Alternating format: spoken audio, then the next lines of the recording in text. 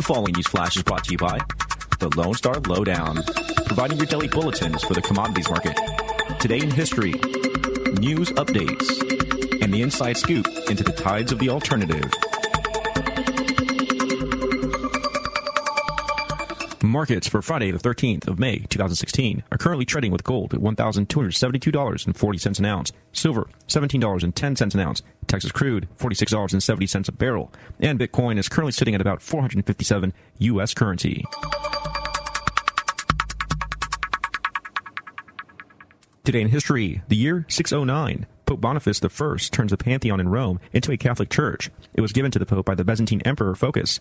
Pope Boniface then ordered that the church should, quote, be made to the Holy Virgin Mary and to all the martyrs, so that the commemoration of saints would take place henceforth, where not gods but demons were formerly worshipped. The rebranding of the Pantheon, today in history. In recent news, the Obama administration suggested today that public schools across the United States let transgender students use the bathroom in locker rooms that corresponds to their gender identity. The statement issued just days after the Justice Department and North Carolina mutually sued each other over their state law requiring transgender individuals to use a public bathroom that corresponds to the gender on their birth certificate. And though this push from the White House is not legally binding, since this issue has not yet been definitively answered by the courts, schools that refuse to comply could potentially be hit with a civil rights lawsuit from the government and even face a cutoff of federal aid to education. Texas's Lieutenant Governor, Republican Dan Patrick, said that the state is prepared to forfeit billions rather than to let the Obama administration dictate restroom policy for its 5.2 million students. Many other governors and state legislators have voiced similar concerns, calling this a blatant overreach of executive powers. At BMW's annual shareholder meeting yesterday, BMW chairman of the board, Harold Kruger, detailed BMW's next innovative flagship, iNext, an autonomous, intelligent, lightweight electric car, a combination of BMW's electrified i brand and the Vision Next 100 concept car that debuted with the company's 100th year birthday. This sci-fi ride will be BMW's answer to the growing number of high-tech luxurious electric vehicles, running up as the major challenger to Tesla. The Lone Star Lowdown is currently looking for sponsors. If you have a product or service you'd like to advertise with us, feel free to give me a call at 210-363-2257. It's been Rick Rohde with your Lowdown for May 13th, 2016.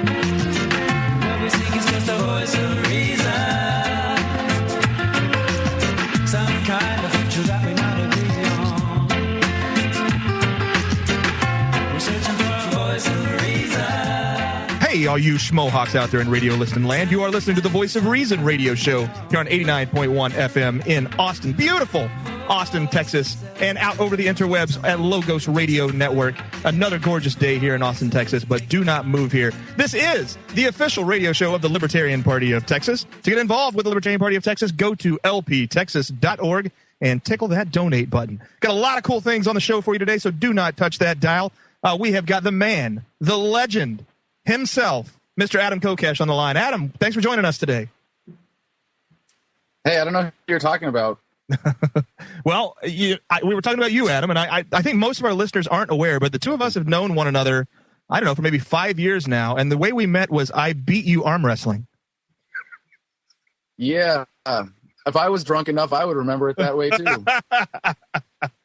Well, you know, it was kind of a mismatch. Your arm is at least twice as big as mine, so I think we would be in different weight categories for that thing. How are things going, man? You're out in Arizona now building homesteads. What's up with all that?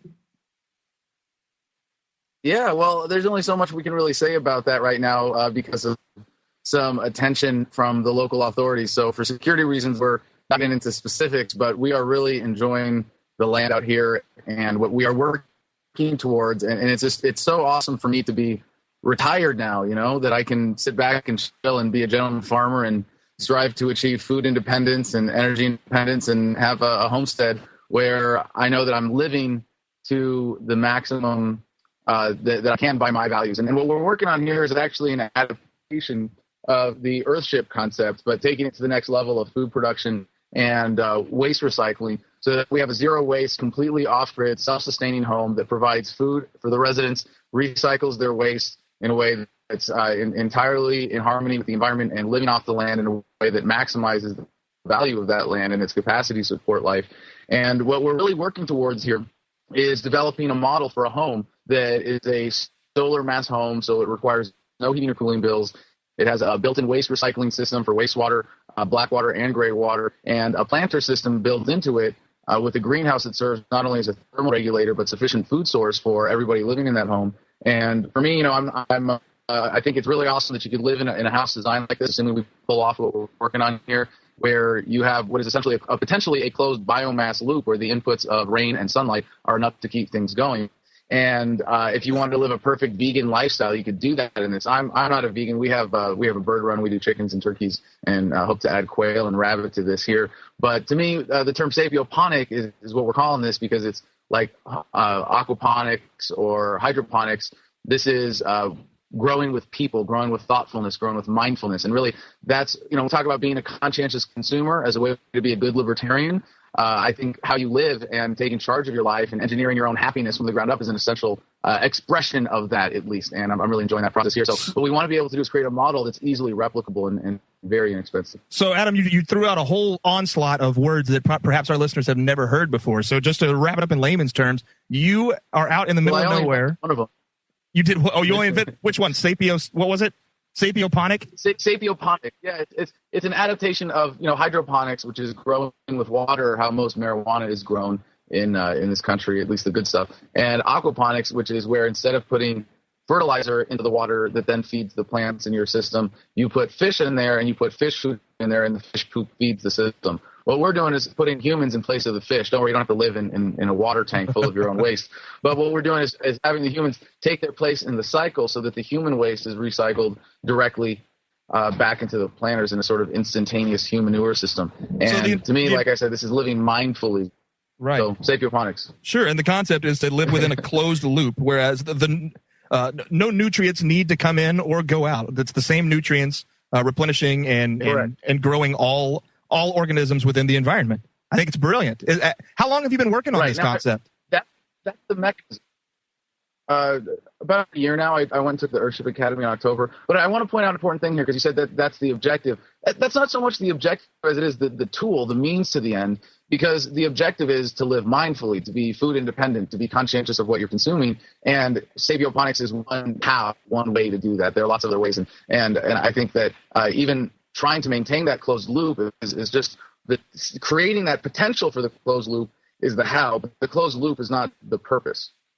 Right. The purpose is to get completely off the grid, to live with accordance to nature around you, and to live responsibly and under the thumb of no other man or government. Well, and I think it's tempting when you put it in those terms to think about it in when we think about it in the left-right paradigm as kind of a lefty environmental cause, and it seems like that's a lot of the language that we have to describe that. But one of the things that I've always made an important part of my message is really applying what is a true definition of capitalism, a true understanding of capitalism, which is still ownership of the means of production in order to maximize the value of production. But it's not understanding that the ultimate means of production is the individual human being, not a tool or a factory or a robot. And the ultimate measurement of productivity is not widgets or dollars or beans to be counted, but rather human happiness. And it's essentially a subjective thing that dictates you be allowed to pursue that freedom in your own way. And so for me, this is about maximizing value. Every human being has a right to equitable access to natural resources. And I think when you're capable of living in this kind of conscientious way and maximizing the value of a piece of land that you can undebatably call your own. I mean, I'm on 10 acres here. It's a plenty, a large piece of land for me to feel comfortable building a homestead and to seek food independence. But it's not like, I'm claiming some exorbitant amount of land or I'm interfering with anybody else's enjoyment of theirs. So in terms of maximizing that value, I mean, that's an entirely capitalist approach to this. I'm not trying to claim any ideal of harmony. Harmony is a means to create value, being in harmony with your customers, with your fellow human beings, with the natural resources around you. And so I still see this, I don't want people to think that my philosophical perspective has changed anymore, but just that I found, I think, a deeper way and a much more personal way for me to express that and to live by that, and now to encourage others to be conscientious of how they live that way. And if for nothing else, like you said there, to really claim the freedom and independence that you get with this lifestyle. And it kills me now, after having gone on tour last year, and we did 120 events in 180 days in all over the lower 48, and seeing how people are making this leap, and then that there are still people who are sitting in cities, working slave jobs, being frustrated every single day, complaining about the system, and all rightfully so. But it's like, hey, stop complaining, start saving, make the leap to a freer lifestyle, because it's not so much about where you live specifically as how you live in, what jurisdiction you fall under, how you make choices in your life, and being able to live by these values is asserting your human rights without asking permission from anybody. And I want to touch on that real quick, because I wonder if somebody living in the city in Austin, do they have the opportunity to live at least somewhat in this way, or do you have to be out in the middle of nowhere in order to accomplish it? Well, see, I don't want to try to dictate the how for anyone. I think if it's mindful, this is why the term sapioponic, speaks so powerfully to me. As long as it's being conscientious of that and understanding how it's reflective of your values, it's not like there's a right way to live and a wrong way to live.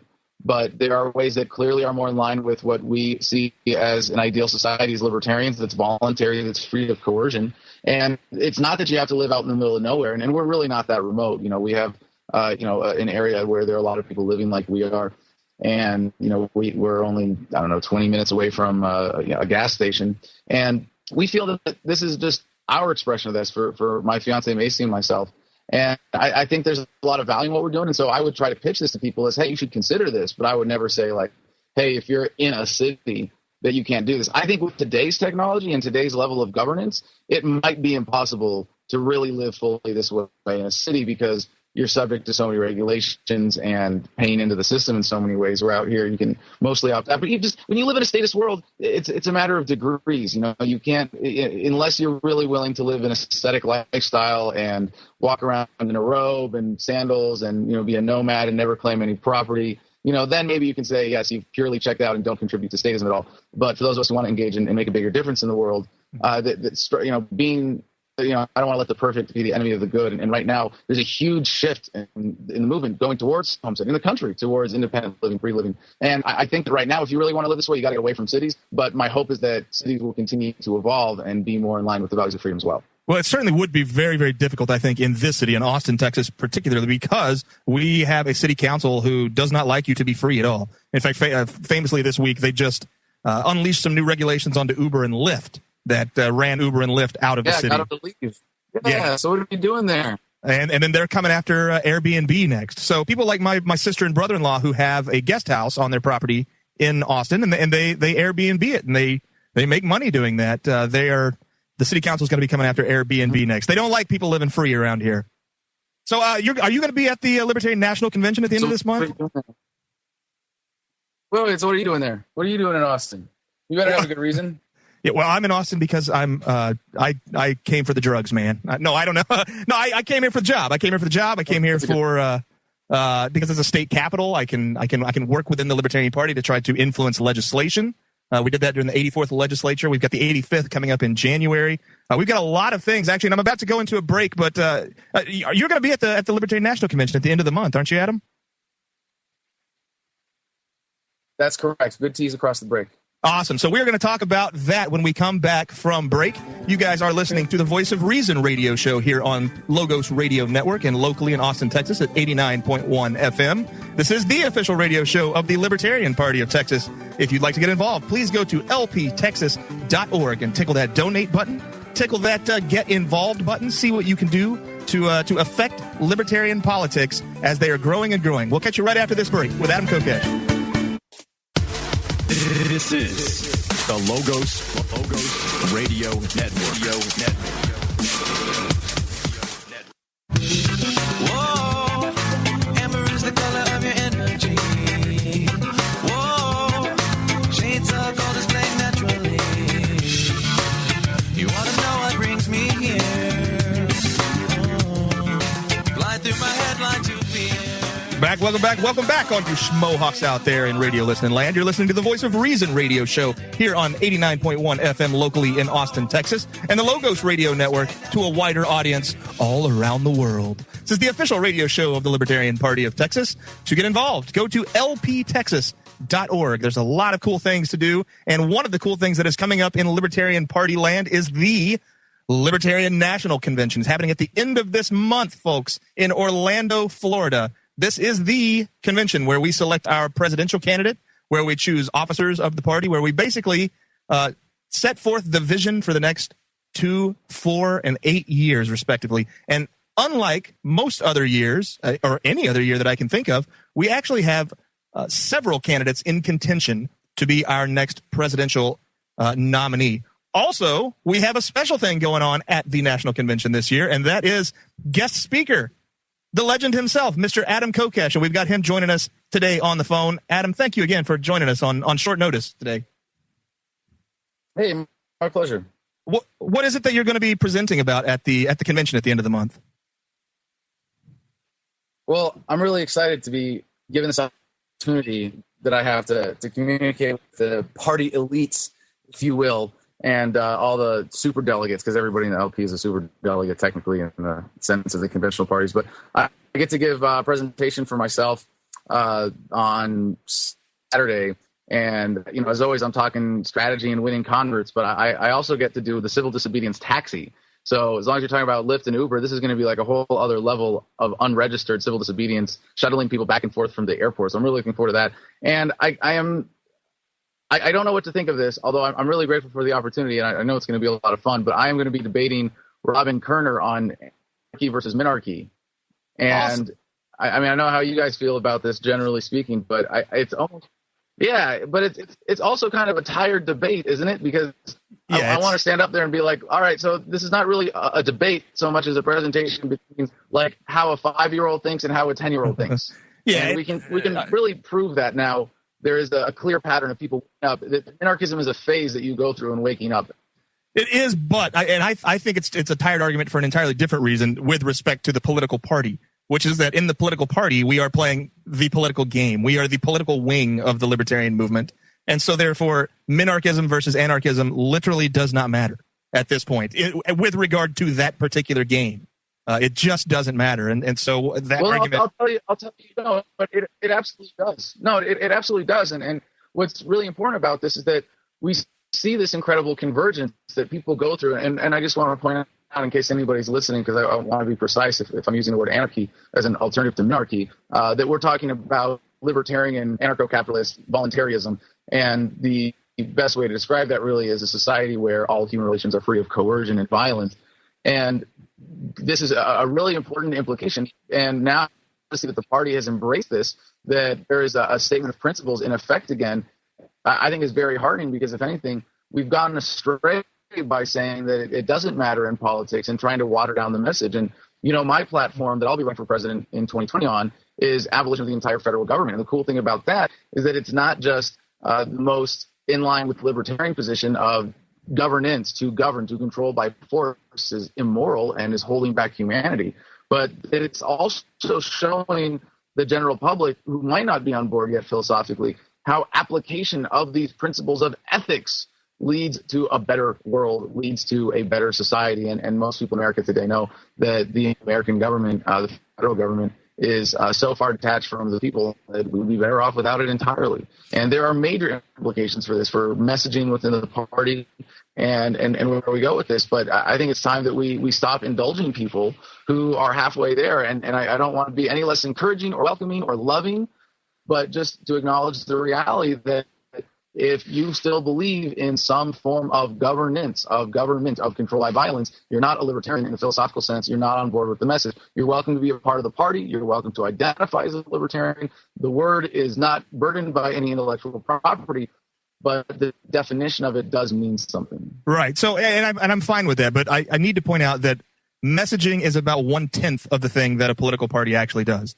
What a political party should do, and what ours does a poor job of doing, is building coalitions within which to affect legislation and getting people elected to office. Those are things that a political party actually can do as far as work goes. Yes, messaging is absolutely important. That's what attracts people to the party. That's what keeps people in the party.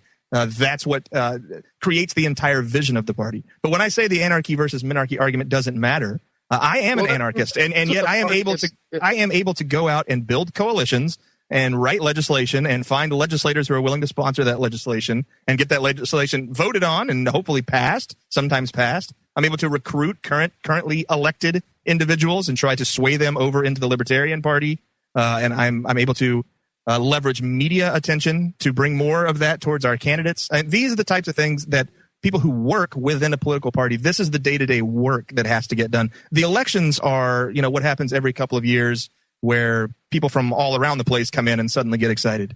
But in between those times is where the work actually gets done. And that's where I think our party has not been good at over the last 30 years or so. We've not been good at those types of things. And to me, that's now the next step we can take as a political party is to actually start doing those things to make that part of the movement successful.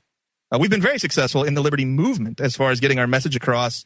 In activism, we've been very successful. But the political wing of the movement, the party, not been so successful, I think.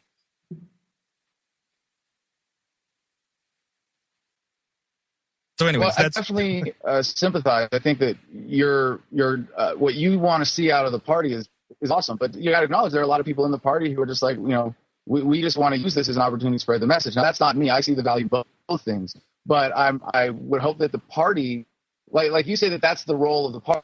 I think that's one role of the party. Well, I agree. It is just one role. I'd like to see the Libertarian. I think where the Libertarian Party has really failed, and I think one of the reasons it has failed is because it hasn't been. It hasn't served as a real focal point that it could for the movement if it really was more inclusive of activism, and maybe the monthly meetups and I know you've done a lot of awesome work in Texas, and in a sense I'm preaching to the choir that you're someone who has made working within the LP, an awesome activism experience for a lot of people. I just think that where we have an opportunity to do even more is to have, something that serves as the monthly meetup point where it's not just a bunch of guys going, well, who's going to, get off their butts and collect signatures for this now? Who's going to do this legwork, and really make it fun because, to cite the Republican and Libertarian Ron Paul, if you're not having fun, you're not doing it right. And right. I think there are a lot of this. If I could make one change in the Libertarian Party, it wouldn't be more, effective organizing like you say. Though I would want to see that it would be just to have an attitude of adjustment of, we're here doing an awesome thing, moving humanity forward, spreading a beautiful message, something awesome that has the potential to make everyone's lives better. I agree. And I think we're seeing that as our generation, as the millennials and younger are starting to take over the party a little bit more and more, is we're starting to bring those kind of 21st century ideals into it, which are work hard, play hard. And I think that's going to be, I think that's the turning point. It's a generational turning point. Adam, I want to thank you for coming on the show today. We're coming up on the end of the segment. Where can people go to find out more about what you've got going on? Well, thanks so much, and it's thefreedomline.com. And actually, right when you asked me to come on earlier, I was in the Texas subforum section of the Adam Kokesh 2020 organizing state-by-state part of our forums at thefreedomline.com/forums. And Texas is stepping up already. People are looking for what we're offering. It's exciting to see that people are getting ready for a different kind of campaign for 2020. Awesome. I'm excited to hear from you in 2020. That's Adam Kokesh, everybody. We'll be right back. We've got another 30 minutes of programming. Don't miss it. We'll be right back. The U.S. military is planning to implant soldiers with microchips under the guise of keeping them healthy. I'm Dr. Catherine Albrecht, and in a moment I'll tell you why that bad idea is a dangerous step toward a total surveillance society. Privacy is under attack. When you give up data about yourself, you'll never get it back again. And once your privacy is gone, you'll find your freedoms will start to vanish too.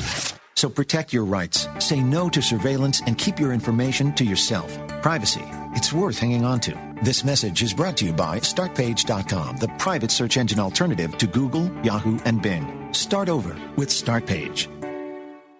10 Hut, you soldier, hold out that arm. It's time for your implant. Force microchipping of American soldiers? Shockingly, that's apparently on the military's to-do list, to implant all soldiers with microchips so their health on the battlefield can be remotely monitored. Never mind the fact that implanted microchips cause illnesses like cancer. There are other reasons to oppose this awful plan. No American, soldier, teacher, cop, or criminal should ever be forcibly chipped and tracked, no matter how good the government says it is for us. If we allow this to happen to our soldiers, it won't be long before they come for the rest of us. I'm Dr. Catherine Albrecht for StartPage.com, the world's most private search engine.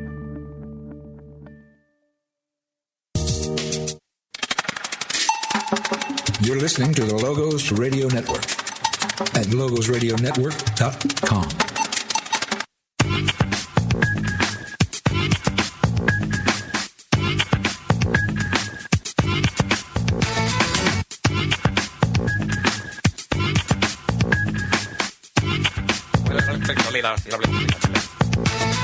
Looking for my place on the zip of the guns. Fake passes rising out of the bomb holes. Skeleton boys had up a purple. What are you doing, you schmohawks out there? You're listening to the Voice of Reason radio show here on the Logos Radio Network and locally in beautiful Austin, Texas at 89.1 FM. It's the official radio show of the Libertarian Party of Texas. To get involved with the Libertarian Party of Texas, go to lptexas.org. And speaking of LPing, we have got the man himself, little Ricky Perkins, in studio. Rick Perkins is your Libertarian candidate for District 49 here in the state of Texas. And we're sitting right in the middle of your district right now. You could go outside and hit some of your voters in the head with a rock right now. I tried that early on. That really didn't work. They don't care for that. I've kind of repositioned the way I recruit volunteers and I recruit. We're sitting on top for those of you out there listening, and I thank you so much. Thanks so much, Ben, for putting me on. We are sitting in the Fighting 49th. The Fighting 49th, I've named it because we're fighting for this district. We fight for every district across this country. Mark Miller for Railroad Commissioner. Let's talk about Mark Miller for Railroad Commissioner. Very important election as far as Libertarian politics goes, because we need him to get 5% in the election in order to maintain ballot access. Shouldn't be that difficult since he's literally the only qualified candidate that anyone is putting out. Now, let me just start there. Have you every qualified candidate gets elected? I don't think so. So Mark Miller is overly qualified. He's in it. And for Railroad Commissioner, Kathy Glass for Supreme Court, we just need a statewide delegate, representative to get us to over 5% so we can stay on this rigged two-party system. It's a rigged system that the two parties set up and say, you don't make it, we get to kick you out. So what are you doing with your campaign to take on the old parties, look the state straight in the eyes and say you cannot oppress us any longer? I have gone out neighborhood by neighborhood, by neighborhood association, by HOAs, by the Black Chamber of Commerce, by churches. I'm speaking in churches. I am not overlooking and taking any vote for granted. Let me just tell you that my opponent, I don't remember their name, but my opponent is running against me. Her father is the chair of the entire state of Texas for the Democratic Party. So no Republican ran against her. No Democrat ran against her. That's the day I went, Ben, could I? Yeah, Ben went, yeah. Go ahead, Ricky. See what you can do. Well, Ricky, it is he who dares wins in this world, and you dared, sir. I dared. And what I'm finding out, I've been a lifelong Democrat all my life until I swayed over to the LP. What's it called? Libertarian Party.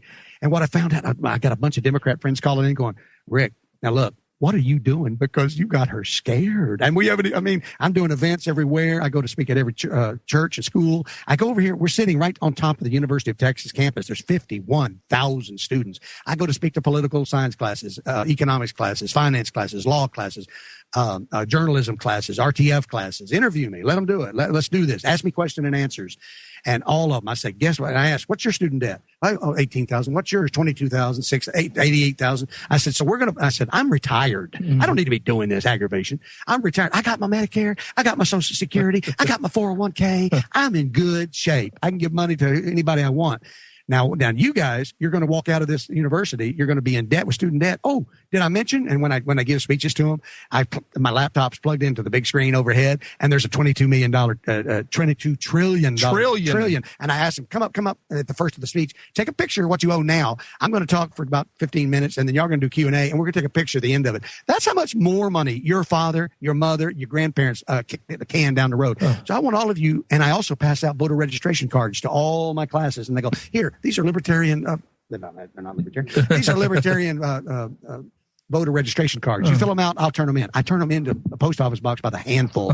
I've got 51,000 students, and they are nuts. And so I'm doing a Bernie Sanders kind of thing, and when I go talk to donors, and I say, folks, listen, I got a lot of young people out there who want to be involved in some political process. I said, I've got them involved in the libertarian process. And I said, they eat a lot of pepperoni pizza and Diet Cokes. Can you give me $25? Bernie did it on $27. I said, can you give me $25? And everybody goes, yeah, buy a pizza for the dang kids. And then I say, would you do like the big boys do? And will you bundle that? Give me 25 and then get 10 of your friends from your church, from where you work, from wherever you do, and come back with 250 because I can go over here and I've got donors who are going, I'll match what you bring. So if there's anybody listening who wants to make that donation to you right now, where do they go? Rick Perkins for FOR, Rick Perkins for FOR, Texas. Rick Perkins for Texas.org. Rick Perkins for Texas.org. Rick Perkins for Texas.org. And Rick, you were just at a Texas Normal event at the Capitol just earlier today. Gosh, boy, was that something else. I brought my guitar. We gathered at City Hall. We sang songs. I stood up. We got them rabble-roused. We got them screaming and hollering. I mean, they're in it. And I mean, it was beautiful. We had 700, 800 people from across the state of Texas for a normal. Here we go. The police cars pull up. They're going to block off all the intersections. Get ready. Assemble. Kaboom! It came down a downpour rain. I mean, on cue, man. If you're listening, you don't know what Normal is. It's the National Organization for the Reform of Marijuana Laws. A very, very powerful countrywide, maybe worldwide, actually, organization at this point. Yeah. They have been winning battles over the last 5 years. We're very happy to have a Texas Normal chapter run by our good friend Jax Finkel. And Jax did a wonderful job organizing this. I met people from El Paso, Texarkana, Beaumont. I said, wait a minute. I drove 7 miles to get here, and you guys drove up from Beaumont and Texarkana. I went, okay, here we go. Get the guitar out. Here we go. Freedom, freedom, freedom. We demand freedom. Right now. When do we want it? Freedom now. Freedom now. I got them screaming and hollering. I said, liberty, liberty, liberty now. Well, and then you ran from that event over to another event for like LULAC or something. Yeah, they are associated with it, but it's the Texas Folk Life Resources, and it's a great organization. They're a statewide organization that I belong to, and I've supported them for years, and they support visual artists, sculptures, dance, mainly ethnic music that you would hear. Like right now, there's an accordion convention going on, Tejano Accordion Convention in San Antonio. Well, they sponsor that. Okay. And it's a huge event. It's huge in San Antonio. There's folk life. Yeah. I lived in San Antonio for many years. Yeah, it's Texas folk life. What they do is they support the indigenous folk life of Texas. Right. We're not talking about Ohio. We love Ohio. We're not talking about Rhode Island. We're talking about what's in Texas. There's a lot in Texas. We know that. It was one of the original melting pots of the entire world, Texas. Yes. And in fact, we weren't called Texans until just over the last 100 years. We were Texians. Yeah, Texians. My roommate, the National, we're going to Orlando. The Libertarian, I'll put a plug, the Libertarian National Convention is in Orlando next week. And Ben Farmer and I are sharing a room in that one. Thank you, Ben. And the nation, all of us, 50 states are showing up. How exciting is that to be at the National Convention Center in a convention center filled with libertarians and liberty and freedom and all the vendors there. They have books. Mary Ruwart, I just got both of her books and I'm reading her. She's counseling me. I've gotten support. I have donors that from out of state who have put me in touch with a media advisor, Jason in Washington, D.C. Oh, yeah. You know Jason? Oh, yeah. He counsels me on radio interviews. Here's how they're going to catch you. 30-second sound bites. Be sure what you control your voice. Stay on message. And when they start to tweak you, you pivot off of it. And you go. But what I want to say is we're not going to put another lawyer in the state capitol and all the lobbyists. And that's what's going to happen. My opponent is a lawyer and her daddy is the chair of the state Democratic Party. She's never been elected, just like me. I say, bring it on. I know one thing. We're not putting another damn lawyer into the state house, and we got enough of them already.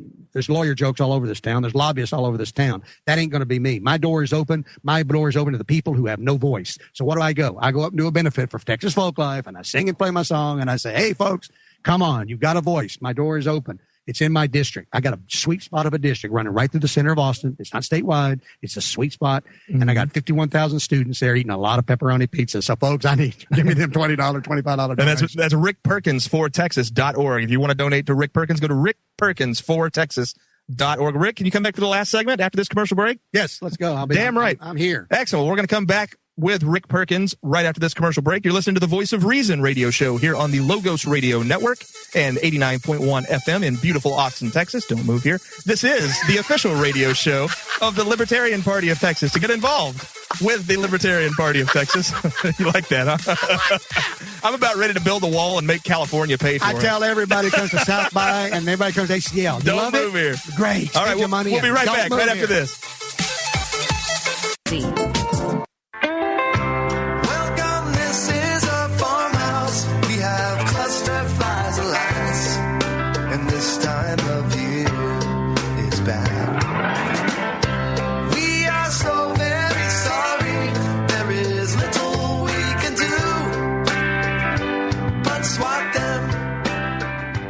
Hey, welcome back, all you schmohawks out there. You're listening to the Voice of Reason radio show here on Logos Radio Network and 89.1 FM here in Austin, Texas. This is the official radio show of the Libertarian Party of Texas. To get involved with the Libertarian Party of Texas, go to lptexas.org. And I'm sitting here with Rick Perkins, who is the candidate for the Libertarian Party, for you folks out there. He is your candidate running for state representative in District 49, which runs hey diddle diddle right down the middle of Austin. And we have just been sitting here having the greatest conversation. He was talking to me. Typically the porcupine is the symbol of the Libertarian Party because it's non-aggressive, but it rolls up into a ball. Rick Perkins, what is the symbol of your candidacy? I love the porcupine, but it curls up into a little chew toy for the dog. You know what I mean? I say, and I'm, again, non-aggressive. We're non-aggressive. And I say my symbol will be, I'm going to introduce it at National, and that is the lioness. It's a lion. The lioness. She nurses, and she. What does the lioness do? She nurses those little babies. She's nursing them. She's feeding those Lions of Liberty. I call them Lions of Liberty. I've got 500 pins of Lions of Liberty. I'm only giving them out 10. We have 50 states coming. I'm going to every state chair, and I'm selling them 10 pins, and you give those only to your leadership. Within your party, those who step up and lead. You don't get the pin, you earn the pin. Earn the pin. That's the nature of the Libertarian Party. We're competitive within our own party. Well, we're entrepreneurs. We're outside the box thinkers. So I'm going to be the Lioness of Liberty. What does she do? She's mothering the future leaders of the party, the pride of our party, the pride of the party, and the lioness. And she's not going to aggress on you. She's not aggressive, but you step into it and you tread on her and you show aggression toward her. That's your ass. You gonna have some response. And we are pro guns and we're pro open carry and we got all of that. I'm not advocating. I don't advocate a lot of that, but I say I do believe in that. And I believe in free speech and I believe in non-aggression here in Austin and across the world. And across the world is where we're going to be going here in the next couple of weeks. We are going to Orlando, Florida to the Libertarian National Convention. Unlike the old parties, we elect our presidential candidates by actually showing up and casting votes for these people. Hey, that's a thought. What a thought. Who thought of that? I don't know, but I bet you I reckon there's a bunch of Bernie supporters out there who wish that that's the way the old party still did it. Yeah. But they do not. So in effect, this means that every single delegate to the Libertarian National Convention is a super delegate. Yeah. Our vote actually counts. Yeah. We go there in person. We lobby one another. We hang out with one another. The candidates throw parties that we go to. Caucuses throw parties. Yes. We all hang out. I know Libertarian is our first name, but party is our second name. We are good at it. And it's every Saturday night. I think Pat Dixon started this years ago before I got involved in the party. Every Saturday night. And at the last national in Columbus, Ohio, I hosted the Texas karaoke party. And it was so wonderful because, and I'm doing it this year. You help so much with that, getting all that, the karaoke together. It's so great because you got folks from all over the country. So I go, well, I'm getting their number. What song are you going to do? Okay.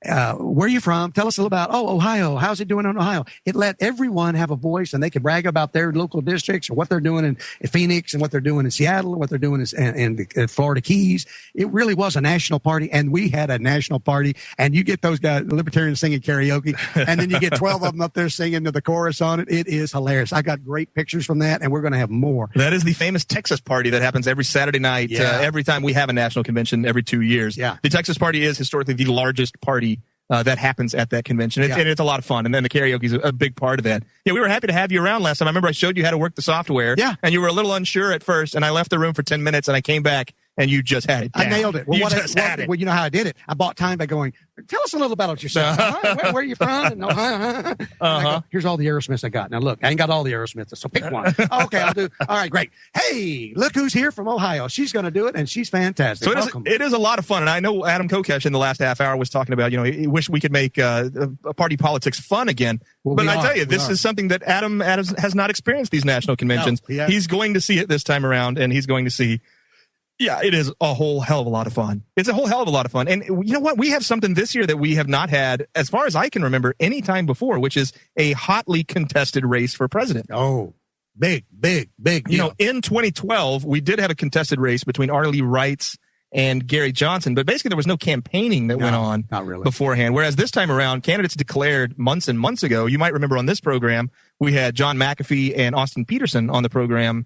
I don't know, months ago at this point. Yeah. And the campaigns have been happening, and it has been fairly contentious, but I'm fine with that. Many people go, I don't like it when people are campaigning against one another. But to me, iron sharpens iron, and we got to come out swinging when we come out of this convention. Well, and I say that, come out swinging hard and show us leadership. That is what the Libertarian Party is about.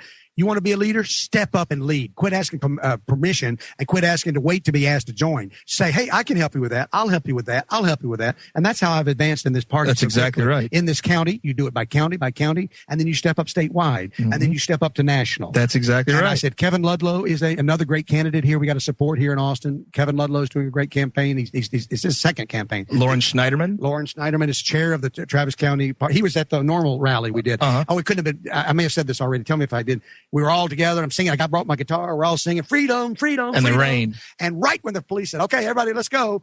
Boom. We never get rain in Austin. We never get rain in Austin. And it just poured, and we walked up Congress in the sopping rain, and everybody cheered. There were so many people taking pictures and videotaping. They were just cheering us on, and I had my libertarian. Everybody had the libertarian signs up, and it was like, and then we had a banner, a big banner of Libertarian Party. Lauren was holding it, and it was like we see the support. When I talk to somebody, and I go to talk to my small business owners in my district, they are so tired of the regulations and the inspections that are holding the small business up. We'll give millions of dollars to get Apple and Google and Facebook to come here and give them incentives, tax-free breaks, that we're going to change on that. We're going to say, we'll give you the breaks, but when you get profits, you're going to kick it back right into the local economy. That's my take on that. That's another time. But we make it as hard as possible for a small business, family business to operate. They put and I hear this. So I go, and that's what my stump speeches are about. My constituents, my commercial small business owner constituents, not the neighborhood associations, not the Chamber of Commerce's I'm talking to, not the HOAs I'm talking to. Some of the bakeries and the tire shops, the muffler shops, the florists, the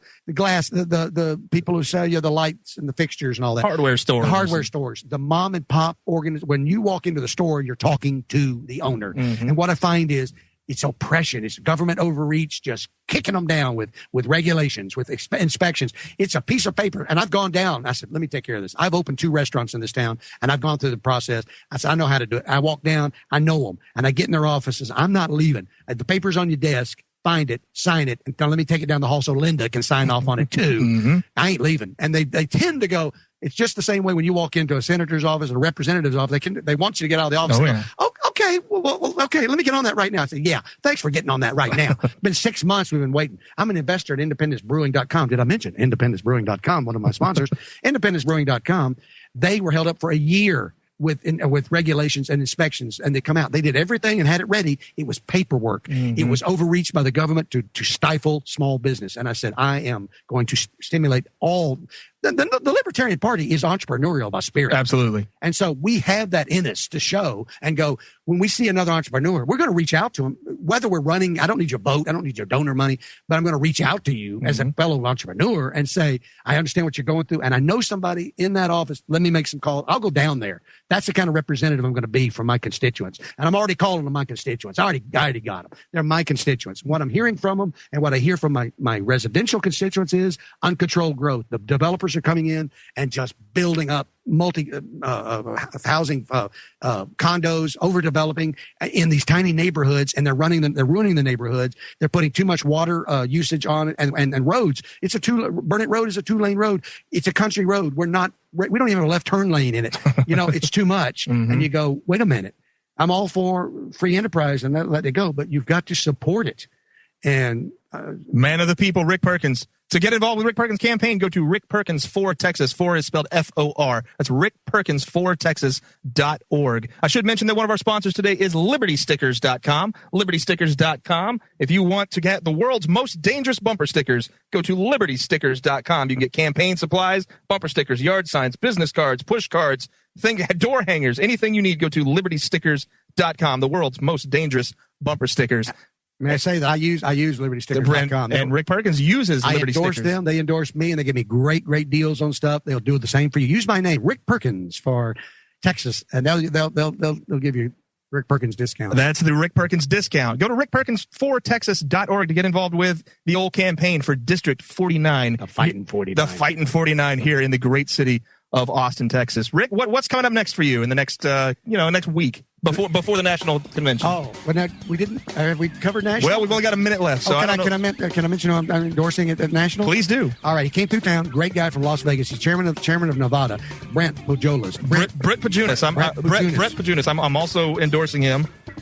He's a good buddy of mine. I've been friends with him for many years now, and he has the vision to bring this party into the 21st century. He's unleashed 21st century tactics in order to, well, number one, he got an already elected assemblyman to flip to the Libertarian Party. Yeah. And that man is now the highest elected Libertarian in the country. Rick, I wish we had more time. You got to come back in a couple of weeks when we get back from the state convention. You guys have been listening to the Voice of Reason radio show here on the Logos Radio Network and 89.1 FM. Go to lptexas.org to get involved with the party. I will see you in 2 weeks.